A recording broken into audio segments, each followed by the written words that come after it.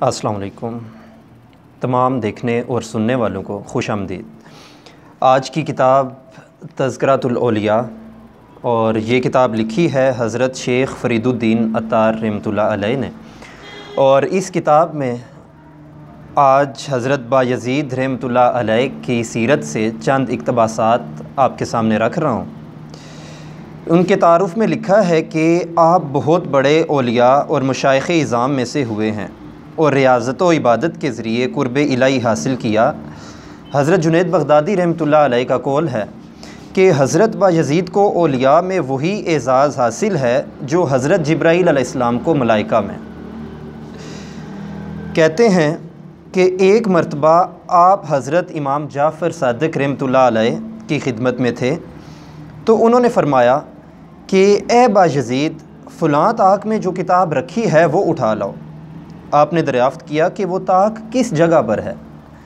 امام جعفر نے فرمایا کہ اتنا عرصہ رہنے کے بعد بھی تم نے طاق نہیں دیکھا؟ آپ نے عرض کیا کہ طاق تو کجا، میں نے تو آپ کے روبرو کبھی سر بھی نہیں اٹھایا۔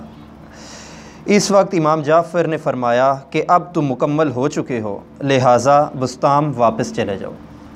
یہ تھا حضرت بایزید رحمۃ اللہ علیہ کے نزدیک اپنے اساتذہ کی قدر کا عالم۔ اس کے بعد اپنی والدہ کے یہ کتنے خدمت گزار تھے۔ فرماتے ہیں کہ مجھے تمام مراتب اپنی والدہ کی اطاعت سے حاصل ہوئے۔ ایک مرتبہ میری والدہ نے رات کو پانی مانگا، لیکن اتفاق سے گھر میں پانی موجود نہیں تھا، چنانچہ میں گھڑا لے کر نہر سے پانی لے آیا، لیکن میری ماں کو آمد و رفت کی تاخیر کی وجہ سے پھر نیند آ گئی اور میں رات بھر پانی لیے کھڑا رہا، حتیٰ کہ شدید سردی کی وجہ سے وہ پانی اب خورے میں منجمد ہو گیا، لیکن میں نے اپنی والدہ کو نہیں جگایا، اور جب والدہ کی بیداری پر پانی پیش کیا تو انہوں نے فرمایا کہ تمہیں پانی لے کر کھڑے رہنے کی کیا ضرورت تھی؟ میں نے عرض کیا کہ محض اس خوف سے کھڑا رہا کہ مبادا آپ کہیں بیدار ہو کر پانی نہ پئیں اور آپ کو تکلیف پہنچے۔ یہ سن کر انہوں نے مجھے دعائیں دیں۔ اسی طرح رات کو والدہ نے فرمایا کہ دروازے کا ایک پٹ کھول دو، لیکن میں رات بھر اسی پریشانی میں کھڑا رہا کہ نہ معلوم دانا پٹ کھولوں یا بایاں، کیونکہ ان کی مرضی کے خلاف پٹ کھل گیا تو حکم عدولی میں شمار ہوگا۔ چنانچہ ان کی خدمتوں کی وجہ سے اور برکات کی وجہ سے یہ مراتب مجھ کو حاصل ہوئے۔ تو ان واقعات سے ہمیں یہ سوچنے کی ضرورت ہے کہ آج کل کے دور میں ہم اپنے اساتذہ کی اور اپنے والدین کی کتنی قدر کرتے ہیں۔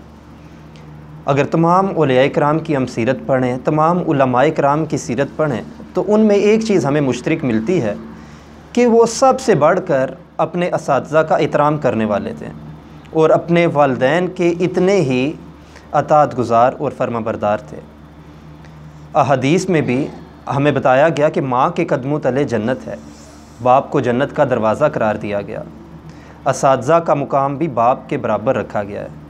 تو جب تک ہم ان کی خدمت نہیں کریں گے، ان کی دعائیں نہیں لیں گے، دنیا کی اور آخرت کی کامیابی کا ہم تصور بھی نہیں کر سکتے۔ اللہ تعالیٰ سے دعا ہے کہ اللہ تعالیٰ ہمیں اپنے اساتذہ کا اور اپنے والدین کا اطاعت گزار بنائے۔